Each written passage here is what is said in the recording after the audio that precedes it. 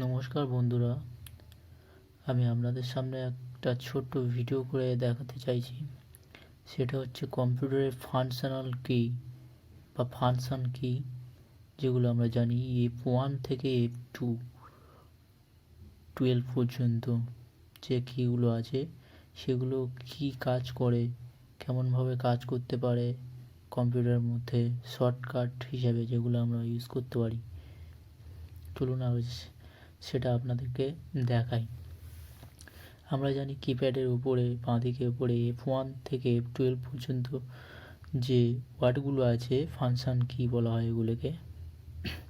Video শুরুর আগে আপনাদেরকে বলি, আমার এই ভিডিওটা যদি আপনাদের ভালো লাগে অবশ্যই একটা শেয়ার, লাইক অ্যান্ড কমেন্ট করবেন, ফলে আমার চ্যানেলটাকে সাবস্ক্রাইব করে দেবেন যাতে নেক্সট ভিডিও না মিস হয় আপনাদের। চলো শুরু করা যাক। আজকে ফাংশন কি। F1 দিয়ে আমরা হেল্প কাজটি করতে পারি, কোনো কিছু সাহায্য F1 দিয়ে করতে পারি। কোনো ডকুমেন্ট বা কোনো ওয়েবসাইটে কাজগুলো আমরা করতে পারি। F2 থেকে রিনেম ও রিলোড। F2 দিয়ে কোনো কিছু আমরা ফাইলের নাম লিখতে পারি বা কোনো সফটওয়্যার লোড করতে পারি, রিলোড। তারপরে আমরা দেখব F3 রিসার্চিং, কীভাবে আমরা ফের সার্চিং করতে পারি F3 দিয়ে শর্টকাটে।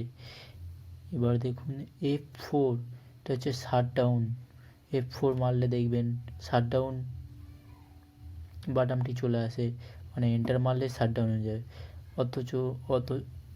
অথবা আপনারা যদি উইন্ডোজ বাটন আর অল্টার আর F4 যদি মারেন, এই উইন্ডোজ বাটন যেটা অল্টারে স্পেস বারে মাঝখানে থাকে, সেটা যদি আপনি মারেন একসাথে কম্পিউটার বন্ধ হয়ে যাবে এন্টার মারার পর। F5 হচ্ছে সব থেকে কম্পিউটারকে রিফ্রেশ করার একটা বড় কি, খুবই মূল্যবান জিনিস। যদি কোনো কম্পিউটার সবসময় স্লো হয়ে যায়, তখন যদি আপনি রিফ্রেশ মারার পর রাইট ক্লিক করে মাউসে, তাহলে মাউস ছাড়া যদি F5 মারেন কম্পিউটারকে রিফ্রেশ হয়ে যায়।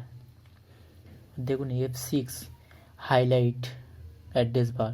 আপনি যদি কোনো কিছু লেখেন MS ওয়ার্ড বা MS অফিসে, এটাকে হাইলাইট করে লেখাটাকে অ্যাড্রেস বার।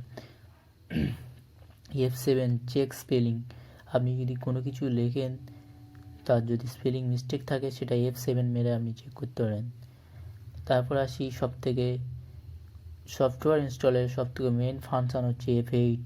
এটার সাহায্যে আমরা কম্পিউটারে বায়োসে ঢুকতে পারি, বুট মেনুতে। এটার সাহায্যে আমরা রিবুট করতে পারি, সফটওয়্যার ওএস ইনস্টল করতে পারি প্রোগ্রামটাকে। F9 remove and selected item. F9 মেরে আমরা রিমুভ মানে বেরিয়ে আসতে পারি। এরপর আসছে দেখুন F10 অ্যাক্টিভেট মেনু। কীভাবে আমরা জিনিসটাকে অ্যাক্টিভেট করব কোনো কিছু। F10 প্লাস শিফট মেরে আপনার রাইট ক্লিক MS ওয়ার্ড মেনুতে আপনি যেতে পারেন, শিফট প্লাস F10 মেরে। তারপরে দেখুন F11, এটার সাহায্যে আপনি ফুল স্ক্রিন করতে পারেন। গান শুনতে মিনিমাইজ করার পর এটা F11 মারলে আপনি এটা ফুল স্ক্রিন করে নিতে পারেন, আর নিউ চার্টও করা যায়।